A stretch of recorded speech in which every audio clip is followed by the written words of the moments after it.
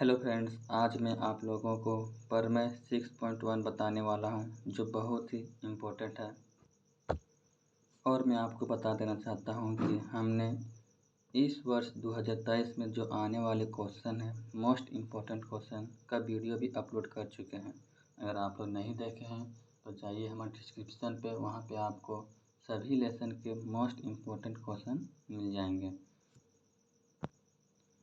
यदि आप भी चाहते हैं कि मैथ में अच्छे मार्क्स आए, मैथ में एक भी क्वेश्चन ना छूटे, लॉन्ग क्वेश्चन ना छूटे, तो आप जाइए देखिए हमारे वीडियो, उसमें सभी लेसन के मोस्ट इम्पोर्टेंट क्वेश्चन अगर आप वो पढ़ लेते हैं तो आप आराम से 15 में 15 नंबर ला सकते हैं।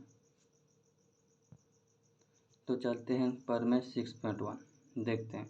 यदि किसी त्रिभुज की एक भुजा के समांतर अन्य दो भुजाओं को भिन्न भिन्न बिंदुओं पर प्रतिच्छेद करने के लिए एक रेखा खींची जाए तो ये अन्य दो भुजाएं एक ही अनुपात में विभाजित करती है।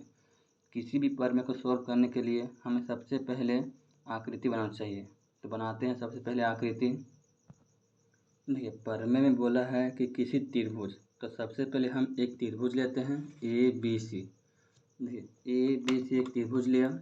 अब बोला है कि इस त्रिभुज के पहली भुजा, मानते हैं कि पहली भुजा BC है।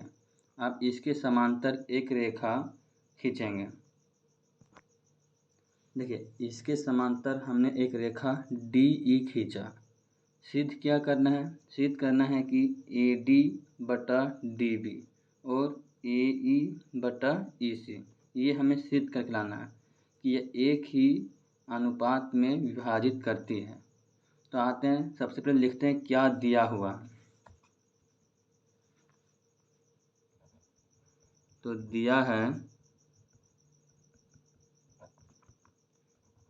ABC एक त्रिभुज है।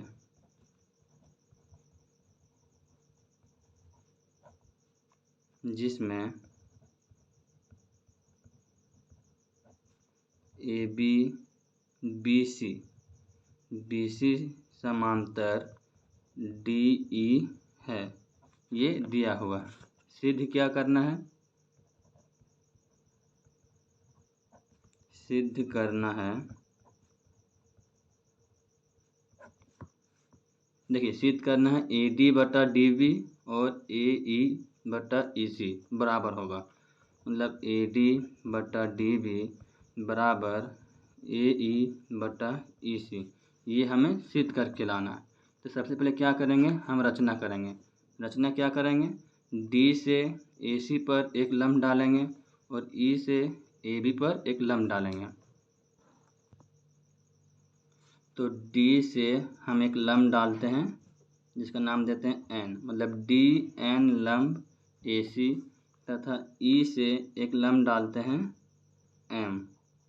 ये हमने रचना किया। और रचना क्या करना पड़ेगा? B को E से तथा D को C से मिलाया। अब जो हमने रचना किया उसको हमको लिखना पड़ेगा। चलिए लिखते हैं। रचना में रचना क्या किया? DN लंब AC तथा EM लंब AB खींचा। और हमने क्या किया? D को C से तथा B को E से मिलाया, मतलब DC तथा BE को मिलाया।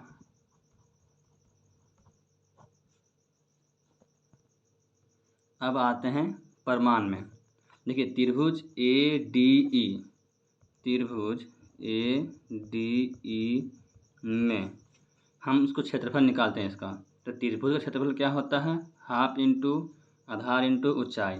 तो लिखेंगे एरिया ऑफ त्रिभुज ADE बराबर 1/2 गुना आधार गुना ऊंचाई। एरिया ऑफ त्रिभुज ADE बराबर 1/2 गुना आधार। आधार क्या है? आधार हम लेते हैं AD। आधार AD लेंगे तो ऊंचाई क्या हो जाएगा? EM। इसको हम समीकरण 1 मान लेते हैं। इसी प्रकार से त्रिभुज DEB में, त्रिभुज DEB में अब देखिए इसमें हम क्या कर सकते हैं, इसका क्षेत्रफल निकालेंगे।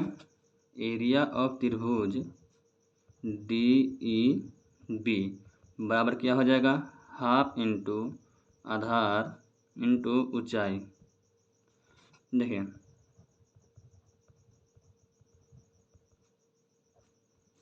हाफ इंटू आधार, आधार क्या है, आधार DB हो जाएगा।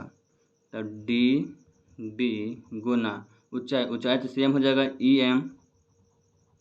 इसको समीकरण 2 मान लेते हैं।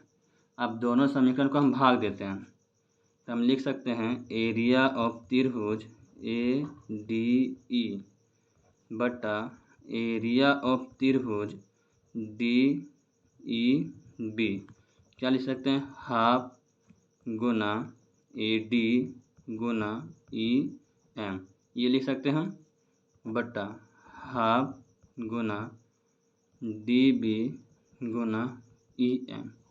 देखिए इसमें हाफ से हाफ कट जाएगा, EM से EM कट जाएगा, बचा क्या, एरिया ऑफ त्रिभुज ADE बटा एरिया ऑफ त्रिभुज DEB बराबर क्या हो गया, AD बटा DB। इसको समीकरण 3 मान लेंगे। समीकरण 3 देखिए यहाँ पे हम लोग का AD बटा DB, AD बटा DB आ गया। अब हमको लाना है AE बटा EC। तो क्या करेंगे, पुनः त्रिभुज ADE में, ADE में क्या, इसका क्षेत्रफल निकालेंगे। एरिया ऑफ त्रिभुज ADE बराबर आधार गुना ऊंचाई। देखिए एरिया ऑफ त्रिभुज ADE बराबर, सॉरी यहाँ पे तो हाफ छूट गया है, हाफ, तो क्या हो जाएगा, हाफ गुना आधार। अब आधार हम क्या लेंगे, देखिए यहाँ पर आधार हमको लेना है अब AE, आधार क्या लेंगे, AE। तो यहाँ पे लिख सकते हैं AE गुना ऊंचाई, ऊंचाई क्या होगा, ऊंचाई अब हो जाएगा DN, ऊंचाई क्या हो जाएगा DN। इसको मानेंगे समीकरण 4। अब हम क्या करेंगे, फिर से त्रिभुज DEC लेते हैं। त्रिभुज क्या लेंगे, देखिए यहाँ पर DEC है, यहाँ पे लिखेंगे हम त्रिभुज DEC में। अब इसका क्षेत्रफल निकालेंगे। एरिया ऑफ त्रिभुज DEC बराबर हाफ गुने आधार गुना ऊंचाई। तो क्या हो जाएगा, 1/2 गुना आधार, आधार क्या हो जाएगा EC, EC गुना ऊंचाई से हो जाएगा DN, DN। यहाँ पर लिख देंगे एरिया ऑफ त्रिभुज DEC। इसको समीकरण 4 मान लेंगे। इसको क्या करेंगे, भागा दे देंगे। तो क्या हो जाएगा, एरिया ऑफ त्रिभुज ADE बटा एरिया ऑफ त्रिभुज DEC बराबर हाफ गुना, इसमें क्या था यहाँ पे AE बटा DN। यहाँ पे लिख देंगे AE गुना DN बटा, और इसमें क्या आया, हाफ गुना EC गुना DN। देखिए DN से DN कट गया, हाफ से हाफ कट गया, बच क्या गया, एरिया ऑफ त्रिभुज ADE बटा एरिया ऑफ त्रिभुज DEC बराबर AE बटा EC। अब देखिए यहाँ पर AE बटा EC भी आ गया और उसमें AD बटा DB भी आ गया। आपको बराबर क्या करना है, यहाँ पर देखते हैं त्रिभुज DEC, देखिए आकृति में देखिए DEC और एक आकृति है त्रिभुज है DEB। अब दोनों त्रिभुज में हम लोग क्लास 9 में पढ़े हैं कि एक ही आधार और एक ही समांतर रेखाओं के बीच स्थित त्रिभुज क्षेत्रफल में बराबर होते हैं। तो आइए हम उस पढ़ने को लिखते हैं पहले। चूँकि एक ही आधार, एक ही आधार, क्या है आधार? BC तथा एक ही समांतर रेखा,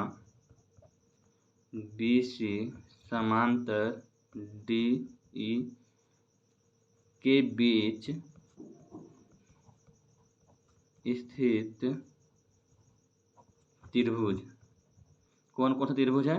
तो देखिए DBE त्रिभुज DBE और DEC स्थित है।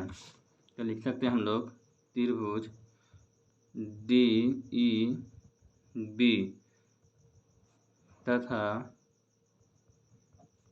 त्रिभुज DEC है जो क्षेत्रफल में बराबर होते हैं। हम क्या लिख सकते हैं? एरिया ऑफ त्रिभुज DEB बराबर एरिया ऑफ त्रिभुज DEC। इसको समीकरण 6 मान लेते हैं, ठीक ना। अब देखिए यहाँ पर DEB और DEC हम लोग देखते हैं यहाँ पे ADE इसमें भी है और देखिए ADE इसमें भी है, लेकिन यहाँ पे DEB है और यहाँ पर DEC है। और दोनों को हम बराबर कर देंगे तो LHS बराबर हो जाता है, तो RHS क्या होता है? अपने आप बराबर हो जाता है। तो हम लिख सकते हैं इसको, क्या लिख सकते हैं? देखिए यहाँ पर जो दिया हुआ है ADE, जहाँ DEB है, DEB के स्थान पे हम क्या लिख सकते हैं? DEC लिख सकते हैं, DEC लिख सकते हैं। यहाँ पे लिखेंगे समीकरण 3 से एरिया ऑफ त्रिभुज ADE बटा एरिया ऑफ त्रिभुज DEB बराबर क्या है? AD बटा DB। तो जहाँ पे DEB है मतलब एरिया ऑफ त्रिभुज ADE बटा एरिया ऑफ त्रिभुज क्या लिख सकते हैं हम? यहाँ पे लिख सकते हैं DEC बराबर AD बटा DB। ये हो गया समीकरण नंबर 7। अब समीकरण 7 को देखिए और समीकरण 5 को देखिए। देखिए यहाँ पे थोड़ी सी मिस्टेक हो गई है। समीकरण 4 के बाद समीकरण 5 होगी, उसके बाद समीकरण 6। देखिए समीकरण 6 और समीकरण 8 में क्या है? यहाँ पर ADE बटा त्रिभुज DEC है, यहाँ भी ADE बटा DEC है। जब किसी भी देखते हैं कि LHS अगर बराबर रहता है तो RHS अपने आप क्या हो जाता है? बराबर हो जाता है। तो हम क्या लिख सकते हैं?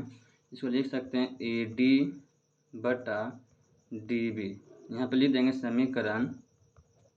समीकरण 6 और 8 से, 6 और 8 से क्या लिख सकते हैं? AD बटा DB बराबर AE बटा AC, AE बटा AC। और हमको यही प्रूव करके लाना है। देखिए AD बटा DB बराबर AE बटा AC, वही हम लेके आ गए AD बटा DB बराबर AE बटा AC। लास्ट में हम यहाँ पे लिख देंगे प्रूव्ड।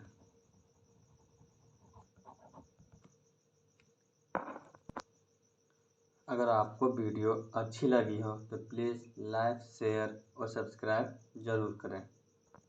और हाँ, यदि आप चाहते हैं कि मोस्ट इम्पोर्टेंट क्वेश्चन क्या आने वाला है तो हमने डिस्क्रिप्शन में लिंक डाल दिए हैं, उसमें आप जाके सभी लेसन मतलब लेसन 14, लेसन 13 लेसन 9, 4 और 6 का मोस्ट इम्पोर्टेंट क्वेश्चन अपलोड कर दिए हैं। अब जाके वहाँ पे देख सकते हैं। धन्यवाद। मिलते हैं नेक्स्ट वीडियो में।